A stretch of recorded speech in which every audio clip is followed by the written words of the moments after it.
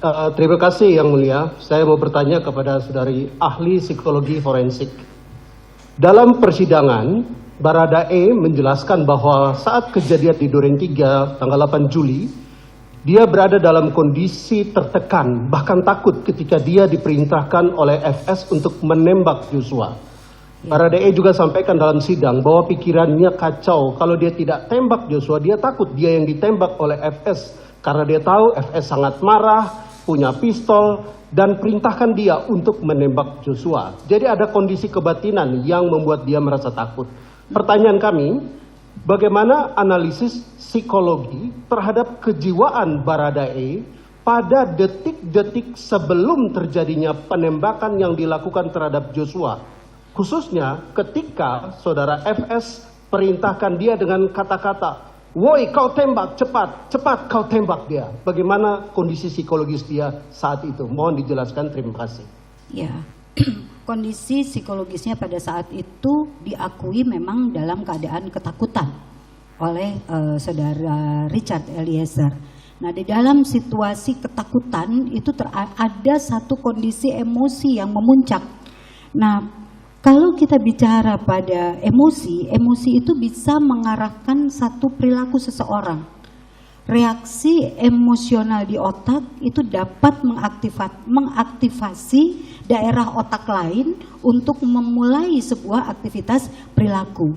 Contohnya kalau takut, pilihannya bisa lari, bisa freeze. Kemudian kalau marah, bisa memukul atau yang lainnya. Nah, di dalam hal ini pada kondisi Richard, ketakutan yang luar biasa, namun ciri kepribadiannya yang memang belum matang, keputusan perilakunya mematuhi. Ini yang disebut sebagai obedience destructive. Jadi ada kepatuhan yang efeknya memang merusak. Baik, terima kasih saudara ahli. Dalam perspektif psikologi, apakah Baradae masuk dalam kategori korban atau victim?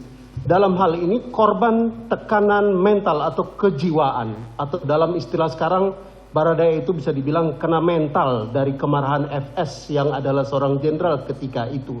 Kemarin ahli kriminologi menjelaskan bahwa Baradae masuk dalam kategori korban atau victim. Bagaimana menurut perspektif psikologi? Ya, di dalam relasi kuasanya memang dia bisa menjadi korban.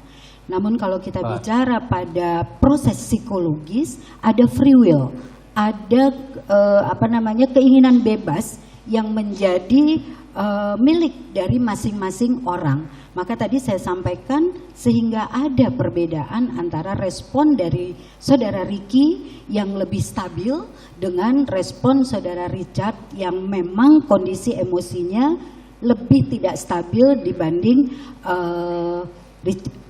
saudara Ricky.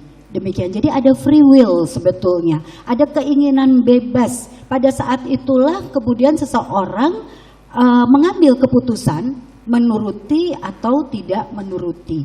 Betul bahwa situasinya pada saat itu ada ketakutan yang luar biasa. Nah, saat inilah di dalam free will itu ada controlling emosi atau tidak, ada regulasi emosi atau tidak, itu tergantung pada tipologi kepribadian dari masing-masing orang.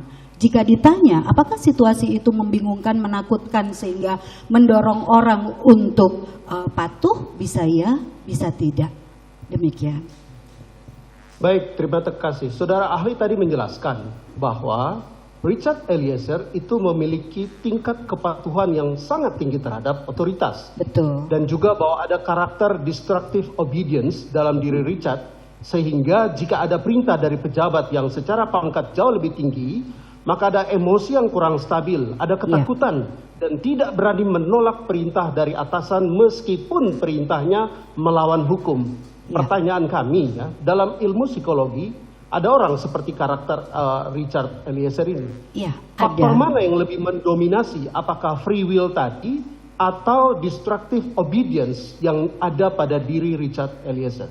Ya, free will itu tadilah yang kemudian mengarahkan menjadi ke arah destructive obedience karena controlling emosi dan regulasi emosi akibat kepribadian dan emosinya yang tidak stabil itu. Demikian. Dan tipe yang seperti ini bisa terjadi yang kami sebut sebagai kepribadian yang berisiko. Karena tingkat kepatuhannya tinggi, controlling emosi dan regulasi emosinya kurang stabil. Demikian. Jadi bisa kita katakan bahwa lebih dominan disruptive obedience-nya dibandingkan dengan free will-nya, begitu ya Saudara ahli? Urutan perilakunya Pak. Jadi mula-mula ada perintah itu masuk sebagai bentuk informasi secara cepat di dalam proses pikirnya, proses otaknya. Di situ ada otak emosi yang membuat dia takut. Di situ ada otak rasional yang membuat dia punya free will untuk mempertimbangkannya. Nah, pada saat otak emosinya yang lebih dominan, disitulah kontrol emosi dan regulasi emosi menjadi berkurang. Nah, kondisi Richard Eliezer berada di dalam situasi ketakutan luar biasa yang tidak mampu dia kendalikan juga untuk menolak. Demikian, dan ini berelasi dengan free will tadi Pak, jadi tidak bisa dipisah-pisah.